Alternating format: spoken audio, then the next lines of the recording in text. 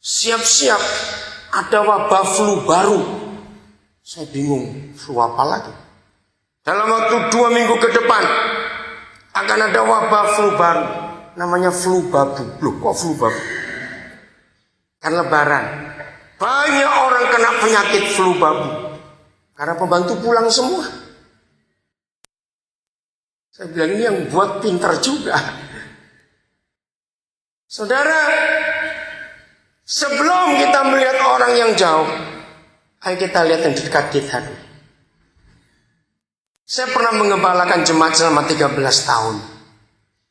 Dalam 13 tahun pengembalaan saya selalu menekankan kepada jemaat, saya periksa dulu jemaat. Siapa yang punya pembantu? Siapa punya babysitter? Ya saya cek, ini yang Kristen awas. Kalau saya menemukan di jemaat saya yang saya layani waktu itu, pembantunya keluar masuk, enggak pernah betah, 2 bulan, sebulan enggak betah, maka saya akan urus jemaat itu, saya akan baptis lagi, tapi saya rendam seminggu. Kenapa? Berarti di rumah jemaat saya itu ada neraka. Maka itu pembantu nggak pernah betah di situ, kepanasan. Betul tidak? Jadi tolong majelis, tolong gembala, jangan lihat jemaat ini yang keren-keren setia tiap minggu. Jangan lihat itu, pembantunya betah atau tidak. Kalau sampai ada orang Kristen pembantunya nggak pernah betah, saudara belum Kristen. Nah ada yang marah, Pak Daniel nggak tahu. Maaf ya, jangan tersinggung ya, maafkan saya ngomong apa adanya, maaf. Tolong rekan-rekan, saudara para pembantu yang diajak malam ini, maafkan saya, jangan marah. Dengarkan.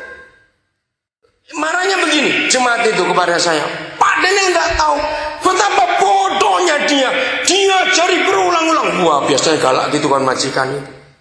Saya bilang, kalau dia nggak bodoh, dia nggak babu, goblok. Betul? Jadi yang goblok siapa ayo? Majikannya.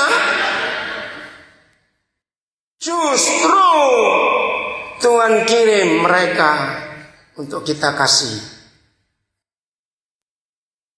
Betul? Secara fakta, yang punya supir, secara fakta, saudara yang punya sopir, jelas saudara akan jauh lebih banyak berdua dengan sopir saudara daripada dengan istri saudara. Tuh, betul tidak?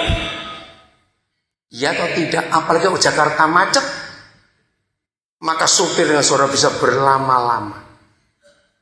Nah pertanyaannya, sekian jam sehari saudara dengan supir saudara satu mobil, dia dengar suara marah kepada siapa, suara telepon siapa, dia suara ngomong apa, transaksi bisnis berapa, dan mana dia dengar semua.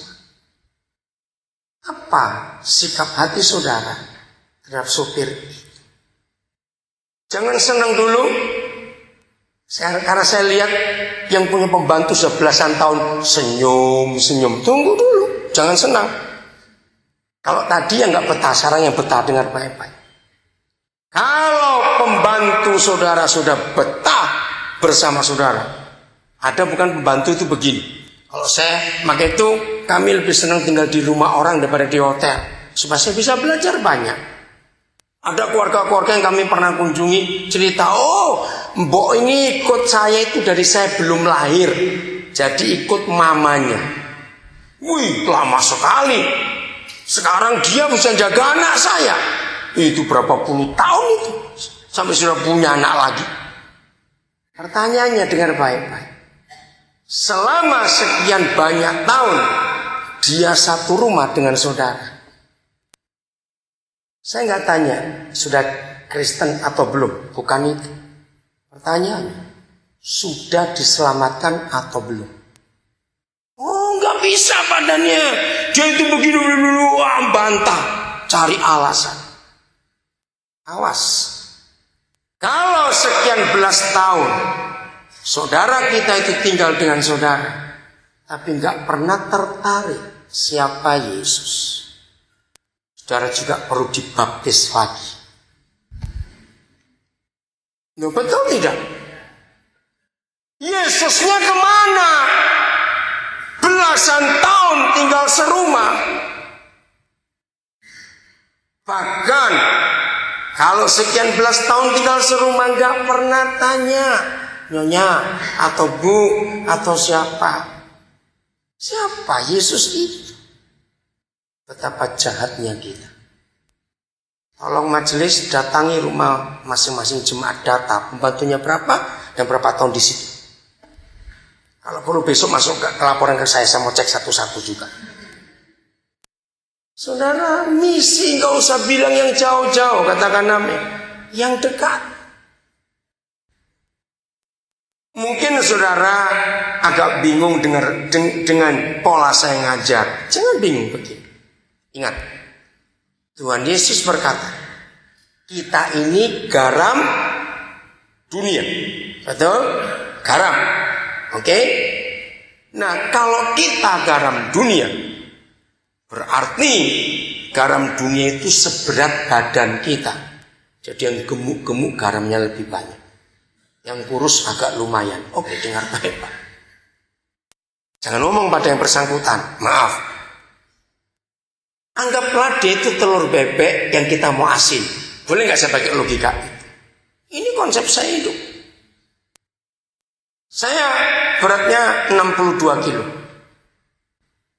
Nah, kalau ada telur bebek yang kumpul saya 3 bulan, lalu nggak asin, ini pasti garam palsu.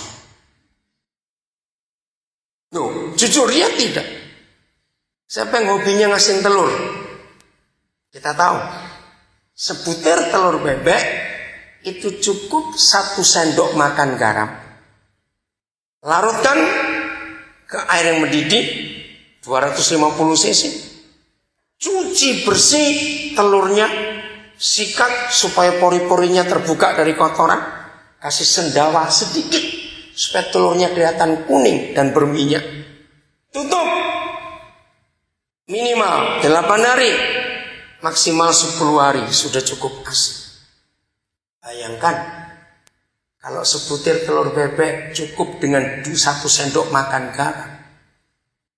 Nah, kalau saudara satu rumah 6 orang, lalu rata-rata beratnya sambil pukul rata 50 kiloan, berarti di rumah itu ada 250 kilo garam. Ada 2 telur asin, 13 tahun gak asin-asin. Ngerti logikanya? Ini garam cap apa? Ini garam mana? Jadi misi itu gak perlu repot-repot. Karena Tuhan Yesus berkata, kamulah garam dunia. Kemanapun garam itu pergi, pasti membuat rasa beda. Nah, itu saja dulu. Betul tidak? Membuat rasa itu beda.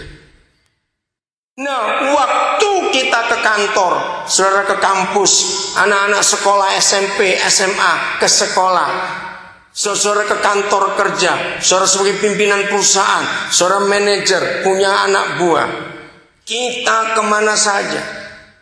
Apakah orang-orang yang kita temui sudah merasakan sesuatu enggak dengan garam dunia ini?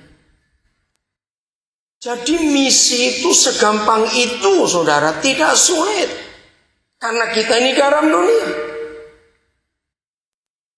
Ini yang perlu kita miliki dalam kehidupan kita, konsep ini. Maka itu saudara, saya sangat radikal dengan misi. Jadi gak usah jauh-jauh. Maling yang masuk ke rumah saya nggak teriaki, maling itu jahat sekali, sambutlah dia, sebab cari jiwa itu susah. Ini datang sendiri. Serius. Saya sangat suka orang yang datang ke rumah, termasuk maling sekalipun. Saya akan sambut. Saya akan ajari dia